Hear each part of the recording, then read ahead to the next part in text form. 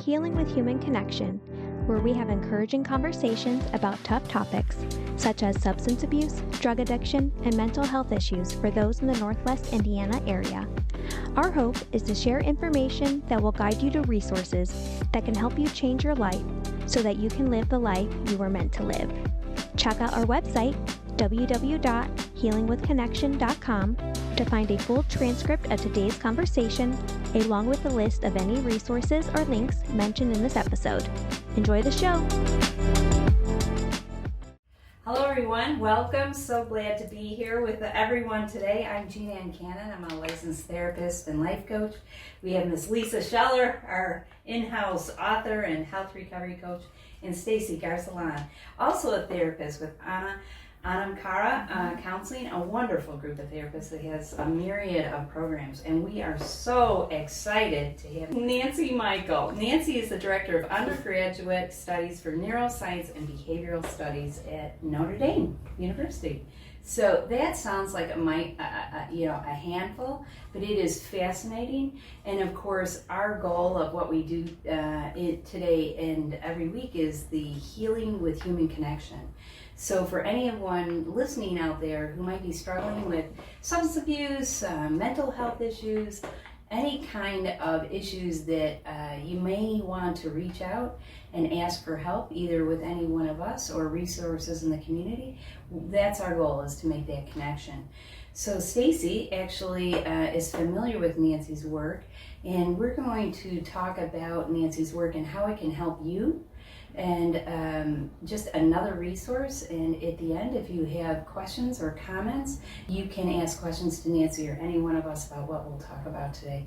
So thank you. Maybe to start, Lisa, do you want to tell us a little bit about what's in front of you there? Yes, so we've been talking about the new book that has come out, and it's From Fear to Faith, A Family's Journey with Addiction, Recovery, and Grace. If people want to order the books, Megan will have them here for those who want to do that directly through us, so we can get them shipped. But yeah, we're really excited that this story's come out and hope that it can help with, just like you're talking about, Jeanne, the healing with human connection. While we were going through our family journey, just the connections that we received from many people in the community that stood in the gaps for us and helped us along our journey, because they experienced some of that. So so really excited about that. Great. Thanks, Lisa. And Stacey, how about you? Anything happening in Anam, Cara? Oh, lots of things are happening. You always have great stuff going on. Thank you.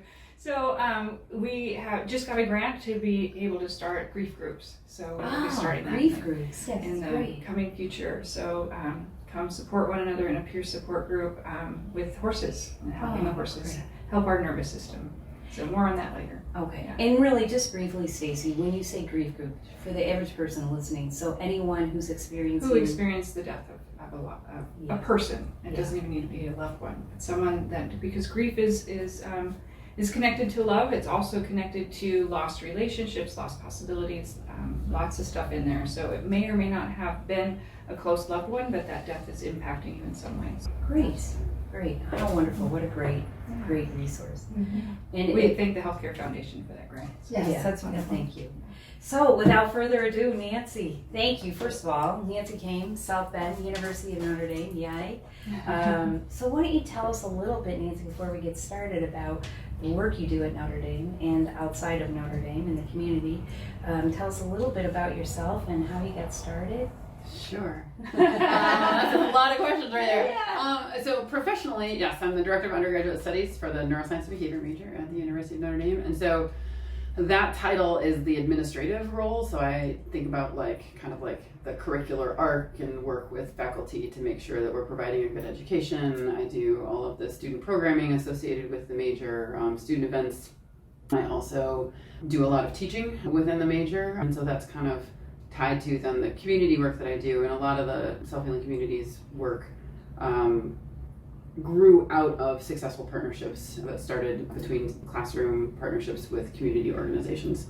That's so great. So that's a lot of different things. And then personally, I guess, I have two amazing daughters and a really patient and awesome husband. None of this would work without I'm just every once in a while I'll just be like, okay, Nancy. Yeah, right. We'll do that. Right. Yeah, no, but the kids are 9 and 11 and really incredible. We came here about 7 years ago. Great. Yeah. Great. And kind of you talked a little bit before we got on today about the passion for what you do and why you do what you do, is trying to educate people. You want to talk about that a little bit? Yeah, I mean, like why I do what I do, actually, I mean, just like with a lot of people, right? It started a long time ago. Yeah. So I think largely, right, like, to be as brief as possible, I had a really circuitous route. So like in the family that I grew up in, it's funny, because I always say like, it was just expected that we would go to college, but I'm actually the only one of my 3, I have an older sister and a younger brother, and I'm the only one of my 3 siblings that went straight to college. Although like from my perspective, there was not another option, like of course, right? I did not know what I wanted to do. When I grew up, I had a very circuitous route then back to graduate school, and a lot of the stuff that brought me back to graduate school, I had a lot of jobs, so I knew that like I didn't want to have to dress up every day. I knew that I liked having autonomy over my own schedule. I had office jobs where I had to be there from 8 until 5, even if there was nothing to do, and I was like, Yeah. Okay. Yeah. But it was really like life stuff. So my older sister and my younger brother, maybe we'll talk about these average childhood experience things. We're a white middle class family, right? So like what could go wrong? My folks got divorced when we were kiddos. My mom experienced really, really significant mental health issues. She was very, very depressed and suicidal for a large part of our childhood. And my dad was not able to be present for various reasons. And so that left 3 kids in different developmental stages, kind of largely on their own a lot of times. So also the 3 of us all experienced some pretty significant mental health challenges, not only when we were younger, but some of us, well into adulthood. And come, kind of this meandering path, when I was getting ready to go back to graduate school, it was really questions around like, culture. We always say stuff culturally. And so this nature versus nurture debate was really like still a debate. And I think in a lot of places, right, it still is. And he said, well, it's nature and nurture. A colleague of mine recently said that nature, it's not nature, it's nature and nurture. It's like trying to ask somebody to separate nature versus nurture is like handing somebody a baked cake and asking them to separate the eggs and the flour. Right? Like it's just simply not possible. Right. And so my brother started using heroin. Among many other drugs, heroin was his drug of choice. And I know, like, we eventually lost a friend to an overdose. And I remember in that season, he'd be like, Nance, like, I don't want to do this, right? Like, I don't want to do this anymore. But he couldn't stop, right? And like knowing very, very clearly, like he wasn't lying, you know what I mean? Like he wasn't there, like really totally destroyed. He's not lying to me. He really, really wanted to stop, but he literally he couldn't. He didn't know how. He didn't have, right. And then when Steve died, that was like his moment of like, oh shit. Yeah. I don't want, like, I always know I don't want to die, but like I could die, right? Like I really wanted to anyway. So he joined the military, totally saved his life. Switched substances, right? It's really easy to drink in the military, not so easy to use heroin, but getting away from heroin, I think, really saved his life. But that got me to my grad school question of like, well, so there's this nature versus nurture thing. The 3 of us share the same genetics, like to the extent that my friends used to joke around that we must be like a cloning project because we look so much alike, right? And in our mid to late 20s for all of us, I was the only one who was like seemingly quote unquote functional, right? And so the questions that brought me back to graduate school were really about questions about motivation versus decision making. What I know now is that in the brain, those are pretty separate but overlapping systems, and motivational systems, right, that become kind of hijacked by a lot of these addictive substances and addictive behaviors are far more powerful in driving behavior, right? This intentional decision making stuff takes a lot of attention and a lot of focus and a lot of energy and recommitment and awareness.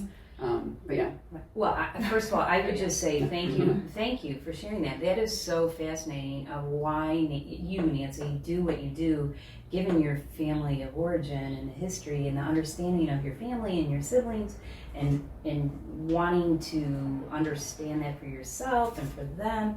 And I just thank you for sharing that. So really, maybe Stacey, you can ask Yeah. the question. So I love how you brought in nature and nurture, right? They're both in. Yeah. And also you had mentioned adverse childhood experiences. Can you tell us a little bit about that? Because that I think will help frame our next questions. Yes, absolutely. Yeah. So again, I think this is where it's really important to always kind of frame all of this in that like all words that we hear are on the backdrop of our own experience, right? So different words have different meanings and different emotional sensations for all of us depending on kind of who we are and where we come from. So the phrase adverse childhood experiences was coined by a study that was published in 1999 by two like really important doctors or whatever. One was studying smoking cessation, the other was studying weight loss and obesity, and they were like, oh my gosh, we have all of these data. Like we keep giving people information and they're not doing anything, right? Like why aren't they changing their behavior, right?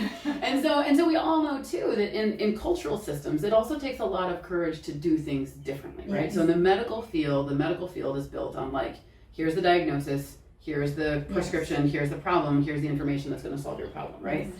And so for these two guys to be like, oh, maybe it's not about the information, and maybe it's not about right now, maybe it's about something else, right?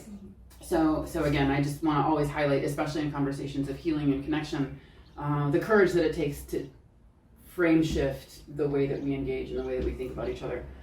So that's what they did. They were like, okay, so they had this idea that maybe it was about something that happened a long time ago. So they came up with a survey. It's 10 adverse childhood experiences, right? Which can also sound sterile and blamey in the backdrop of cultural stuff.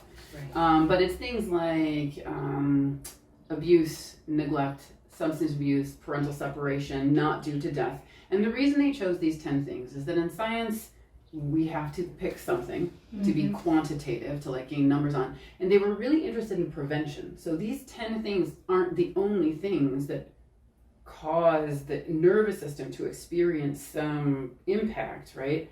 But they were 10 things that were chosen that are largely preventable if we, whatever. Okay, so that's what they are. And so what we've learned, right, so there are these experiences, these adverse childhood experiences. And so to put simply, I think, is that what we can now say based on, kind of decades of work that's been done since then, is that the nervous system has particular expectations, and specifically of secure and safe and consistent relationship throughout development, right? And the reason that these 10 things and many, many other things become so harmful or have the potential to become so harmful is that they violate that developing system's expectation of safety and security in the environment, right? And so adverse childhood experiences, we can kind of broaden that to community events, so adverse community events, atrocious climate events, atrocious cultural experiences, right? All of these things that kind of are either individual or culturally experienced or inherited that deviate from the expectation of safety in the developing nervous system and the actual experience of the individual are really the things that kind of land then in this adversity category. Yeah. How's that? Yeah. How are we doing? Okay. Yeah, it's great. You just summarized a whole day workshop into very succinctly. Thank you. Sure, no problem. That's what I'm here for. And given that, Nancy, you talked again prior in our conversation today is when we negate or don't pay attention to our feelings. Yeah. You want to talk about that a little bit for the average person listening? When we have adverse situations in our childhood or adulthood and we don't pay attention to that, or worse, we pretend it didn't happen or we push it away, what is the fallout from that and what happens in those situations?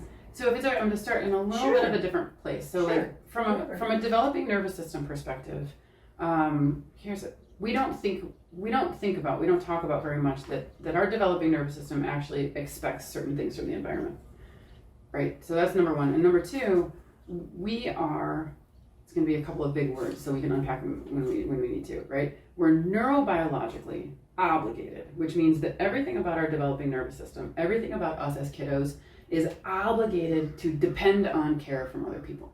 We have no choice. So, right, as grown-ups, we get all judgy about the kinds of care and the kinds of parents and all of these things. And we start to get judgy about kids too at a certain point. Like, why does that kid love that? Why do they love them so? Why do they sit? The developing nervous system is obligated to attach to primary caregivers because for the first decade or so of life, we are completely dependent upon care from other people. In the absence of that care, we most assuredly die.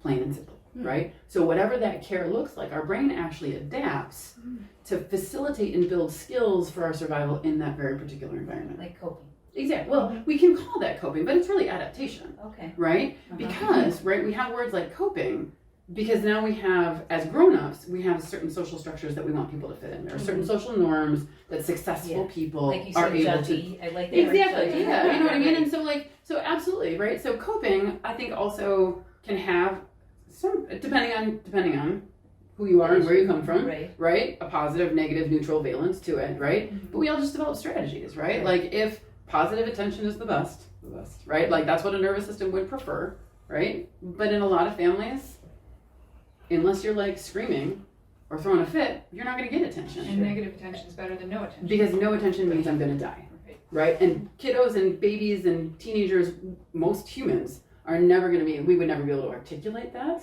right? If I'm ignored, that means certain death. But from a nervous system perspective and from like a human connection perspective, that's absolutely what it means, especially for developing kiddos. And so, we don't talk about these things. Yeah. Right? So you grow up and you become a parent that was once hurt, that was once ignored, that was once whatever. And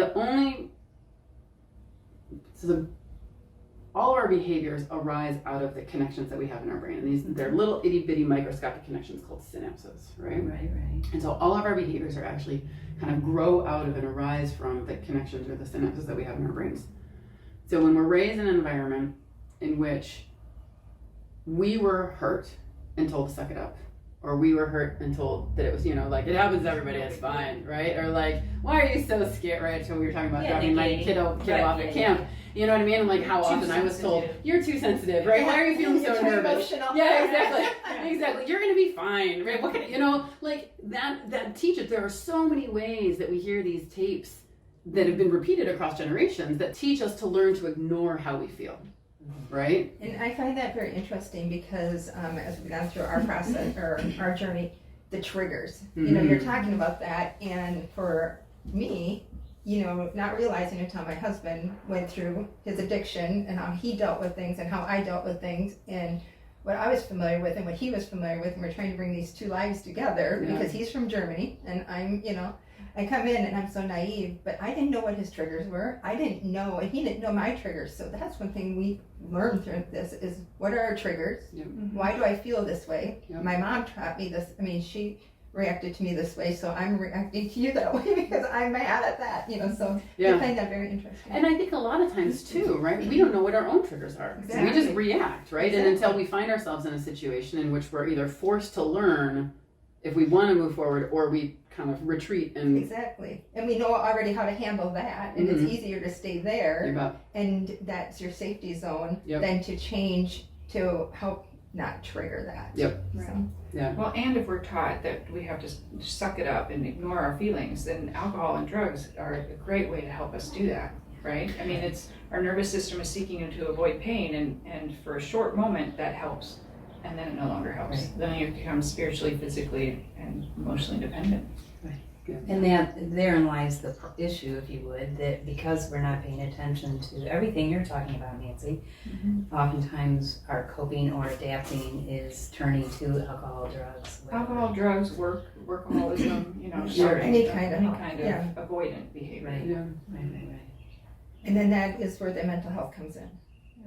Yeah, well, I think all of those things are kind of captured in and what I like to talk about is like just the distance, right? So there are any number of what are called species expectant experiences, right? So this idea that like as humans we expect certain environmental influences at very particular times during development.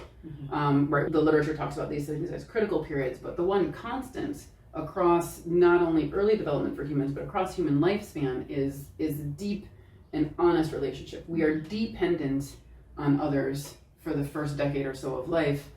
We become interdependent as we age, right? So again, there's like a cultural mismatch of like everything, at least in the United States, about independence is like, I don't need to ask for help. I am financially sufficient. I don't, I can hire whoever I, right? Like this archetype of what success looks like when that's at a giant distance between what the neurobiology expects, right? And I think in the last 2 years or so, we've all gotten a window into what it feels like isolation feels like, right?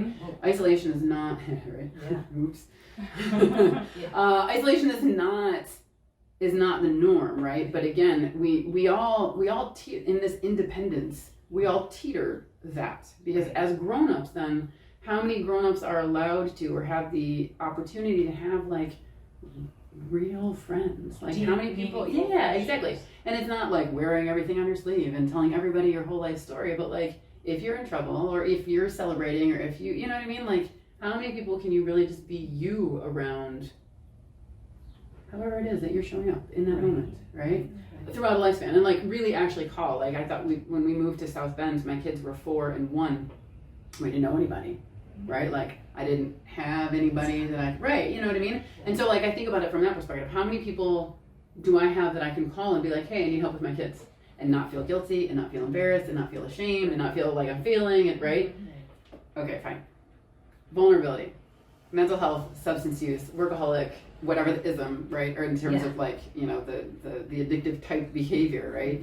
The distance between the expectation and the experience is the vulnerability, or introduces the vulnerability into the neurobiological system. And so type, timing, duration, cultural context, family background, resources, all of those things become moderators of how the vulnerability shows up, right? So this experience doesn't necessarily equal this vulnerability because there are so many other, right, nature and nurture, there are so many other moderators that inform kind of how what the coping strategies are. What are the behaviors that are going to allow me to be successful, and where do those vulnerabilities exist? Well, I love, Nancy, the example you gave in our discussion about dropping your daughter off at camp, and certainly in the summer we can all understand that, dropping someone off at camp, a little one, and having those negative feelings, and your daughter having some negative feelings, and that's okay that you're experiencing that. There's a reason, understandable reason she's experiencing that, instead of negating that or pick yourself up. Yeah, and negative feelings, like she was nervous. Right, like that's again. That to me, that's not negative. It's just a feeling, right? Like, of course she's nervous. She's never done it before, and she's leaving. Being among other people, she's not familiar with in an area where like, who are my people? Exactly. You know what I mean? And so just honoring that instead of telling her to not be nervous, like, but suck it up for a week. Right.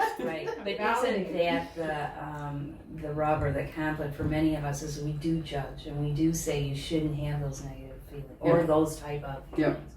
And then we turn to not healthy things to, if you would, cope. Yeah, and I think it's the cumulative impact over time, right? Like if I were to start, and all of these strategies, right? You know what I mean? Like my ability to be like, hey kiddo, of course you're nervous. Sure. That's totally fine, right? The goal is to not let your nervousness get the best of you so that you're too afraid to engage, right? It's a big jump for a lot of people, though, right? Yeah. Oh, sure. Ooh. Because again, like, what did we grow up with? Yeah. Right. Yeah. I mean, you know, and I think that's back to that courage conversation. That like my goal with my kids is always just to make different mistakes. Right. You know what I mean? Like, that's so positive, though, Nancy. Yeah. You know, don't we grow up? Oh my gosh! And it's been a long time since our children were little, but woo! The soccer field to academics to be good all the time. Yeah. So you're saying the opposite. It's okay to fail and learn from your failure. Well, I think that's. I'm reading a book. You guys might like this book. It's called "It's a Polyvagal Theory in the Developing Child." I can send you the. Yeah, it's so good, right? But like in one of the very early chapters, they talk about like it's just good enough parenting. Yeah. There's this. I don't know, marketing has created this idea that there is some kind of perfect, that if you just buy this thing or do this thing or go to this camp or do whatever, like that'll be the thing that'll make your kids okay. Right. No, I mean, they just need you to be you and to be present for, you know what I mean? Like they need to be seen, because out of like, in terms of like when we talk about community health, my ability to contribute to my community arises out of a synaptic architecture or brain architecture that says that there is something in me of value and I have skills that I can contribute to the other people, right? And in the absence of being seen, right? Like again, we can come back again and I'll draw some brain circuitry, right? Like the foundational to neurobiological health and well-being across our lifespan is the healthy function of a neurotransmitter called oxytocin. And oxytocin is a powerful, what's called neuromoderator of all of these other systems. And oxytocin is foundation for attachment, things like altruism and trust. To the best of our understanding, that's neurobiologically where those things come from. But the idea that there is no perfect kiddos and people, humans, grown-ups, no matter how old you are, right? Like, there is nothing really, I don't think, anything more powerful than being able to be seen, to allow someone the space to be seen and allow someone else the space to show up. But to be able to do that, right, we have to Understand. Well, I think that's where like all of this work kind of starts with yourself, right? Like figuring out like who you are and how you show up and what are your triggers and how can you, right? If this is the kind of person you want to be, what does that really mean about your behavior and what kind of reflection do you need to do and what kind of, you know, like how would it look if I was out here talking about all this stuff and then I was working all of the time? Mm-hmm. You know what I mean? Like. Right.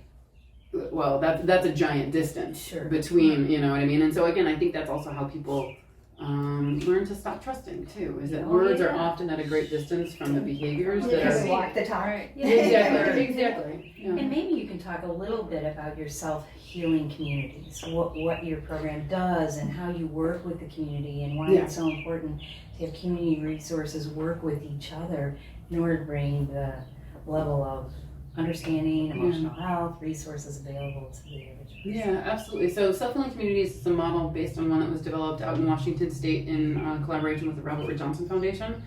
It was a 20 years of evidence really saying that if they were really strategic in leading with the evidence base of what they call neuroscience. So neuroscience, epigenetics, ACEs, average childhood experiences, and resilience. It's terrible having an acronym right in the middle of an acronym. Neuroscience. And we've added a P for like protective factors or positive childhood experience, NEARP science. But the idea is that you lead with this evidence base, right? To say like we all want healthy. I'd like to believe that we all want healthy communities because of all of the rich diversity that exists. We all have a lot of different ideas about how to go about that, but the evidence base of what makes cells happy is kind of a universal, like, all right, so if we want healthy communities, these are the things that developing cells expect, right?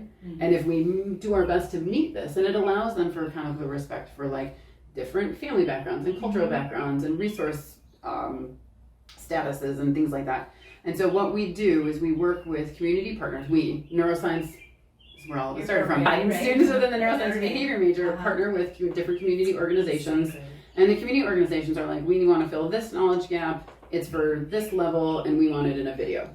Or we want to fill this knowledge gap, and this one's for kiddos, so it needs to be a game. Or we want, you know what I mean? And so we aim to develop sustainable resources that can plug into, increase the capacity of different community organizations.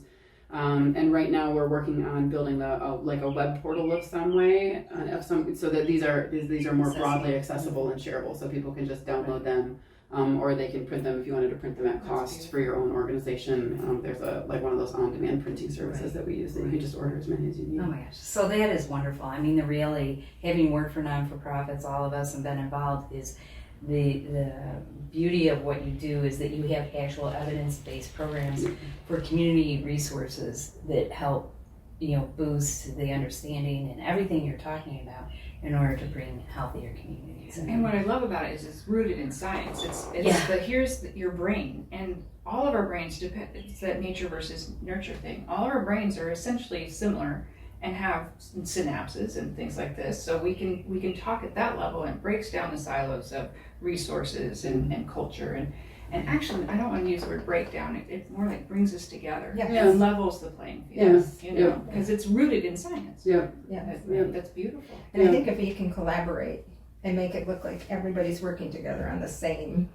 issues, and it's okay. It's okay to get help for this, and it's okay to get help for that, and it's okay that And it helps end the stigma. Yeah. Right. And it brings the medical and the emotional together. Yes. Yeah, right? Because again, that's another giant kind of cultural thing, right? That in the medical community, that kind of trickled out into the rest of the world, right? That like the medical community up until, 2022, still largely views there's like these hard system problems and then these soft problems, right? And like we're going to give you a drug to help with your salt water balance, but when really that's caused by this really toxic relationship until you solve this, you know what I mean? Yeah. And then when we give you a drug to help with your salt water balance, that's going to trigger something with your blood pressure. That's going to, you know what I mean? And it becomes this kind of pharmacological cascade. And so to be able to bring these fields together as well, to say that like, okay, we can stabilize, but let's work over here How so that your important this system is over here. Mhm. Right. But some don't understand. It's like a you lot of trade one people, problem yeah. for another problem, you know, you're getting this Right. taken Yeah. care of, but you really need Right. to take care of this that's causing this, but you Yep. have to, Right. Yep, and that's one of the goals of the work of self-healing communities, right? Like neuroscience, we talk about neuroscience can become this really scary word. Yeah, sure. But like it doesn't have to be. No. You know what I mean? Like, and so the goal of self-healing, the way that we communicate through self-healing communities is really just to like make it not scary, make it really accessible, and make it so that like the most powerful thing we can all do for anybody else is like actually be kind to one another, right? Yes. Because that is the way in which that's the way that all of our nervous systems expect to be encountered and met in the world by the world around us. Right. So Wow. Just That is. true. I mean, like an actually kind. Yeah, not fake. Not like the pulled canvas that's up on your wall that gets you out of being kind, but like just authentically kind. like You know, actually, when like you actually- meet somebody, they know that you truly are kind, Yeah. you know, because there's so many people who see other people who have not dealt with kindness. Mhm. So they don't know how to respond to kindness, Yeah. you know, but just keep Right. being that kind person. Yeah. Well, and I think professionally kindness, when you're talking about working in the medical field and physiologically what's going on and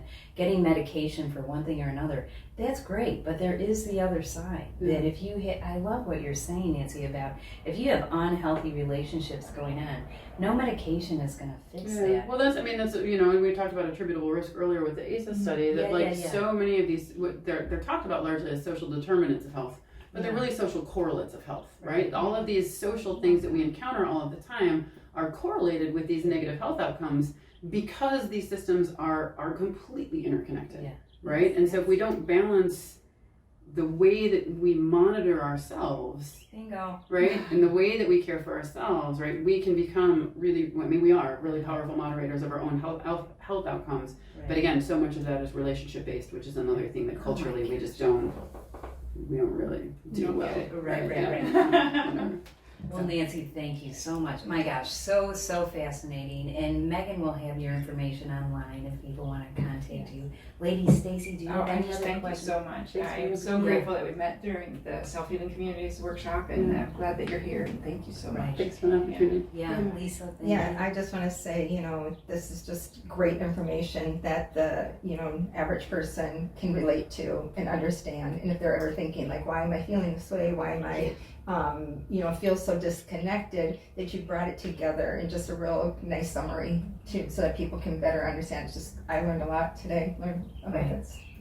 And that there's so many programs that you're doing at Notre Dame through your programming that is fabulous. Thanks. So they should look you up online. Yeah. All right, so that's it for today. Again, thank you very much. And ironically, Nancy, we always leave with saying, be very kind to yourself. And because when you're kind to yourself, that empowers you to have the courage, if you would, to go beyond yourself and ask for help and find help for you and or a loved one. And that is our wish for all of you. So thank you for your time. And Nancy, thank you for making the trek here. Yes, Yeah, thank Thank you you. for so all you much. do. I mean, Yes. obviously what a passionate and intelligent person that we have in the field that's going to continue to do great things. So thank Can you. I just say one more thing? Yes, sure. I just want to say too, just for what Nancy went through when she was younger, and to help her mind kind of come out and say, hey, I got to be a part of the solution Yeah, of no this, kidding. because other people must be feeling this way too. So Yeah. yes, kudos That's to you. huge. Thank you. Yeah, great. Thank you, everyone. Have a wonderful week. If you enjoyed today's episode, let us know by leaving a comment or review and sharing with a friend. All resources mentioned today and a full transcript of this episode can be found by going to our website, www.healingwithconnection.com. A video of this recording can be found on our YouTube channel, and the audio podcast is available on Spotify, Apple, and Google Podcasts. Healing with Connection is a collaborative project created by Lisa Scheller, Jeanne and Stacey Garcelon,